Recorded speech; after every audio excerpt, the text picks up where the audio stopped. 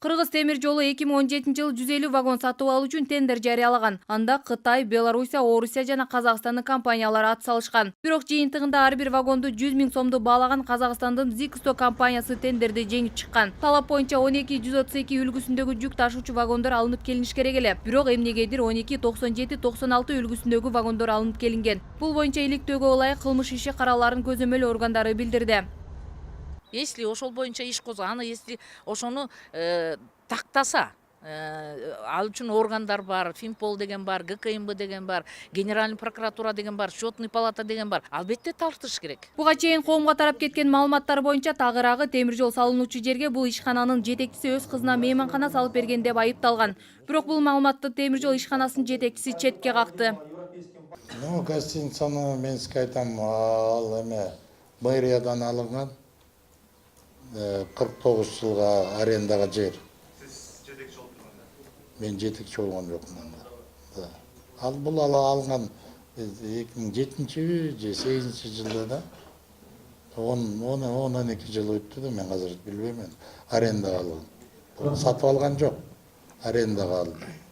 Анан көп эле текшерүү болгон. Азыр деле өтүп атыр, эми текшерсин. Акыркы убактарда темир жол ишканасына байланышкан кырсыктар көп катталуучу болду. Өткөн жылы 5 адам каза болуп, 17 адам түрдүү жаракаттарды алган. 2017 жылдан тарта темир жолдо 186га жакын токтотуу катталган. Анын ичине 20 адамдарга байланыштуу. Темир жол ишканасы болсо кырсыктардын катталуусуна жашоочулардын байкабастыгы себеп болуп калууда деп баалаган. Жаңы техника чыкпады. Сотка анан кулагына наушник кийип алып, канча тепловоз пипилдейт алып, укпайт да. Ал ортодо бүгүнтөн тарта Ташкент балыкчы Ташкент багытындагы поезд каттай баштады. Маалыматка караганда поезд жумасына бир жолу жүрөт. Каттамды Өзбек темир жол ишканасы жүргүзөт. Ушул тапта Өзбекстандан Ошко жана Жалал Абадка поезд жүргүзүү маселеси каралып жатат. Чек ара ачылганда канча турат биздин элибизде? Мисалы дегенде вот биз бу жерде чүйдө жашагандар, биз Казакстанга мына жакын эле 30 чакырым.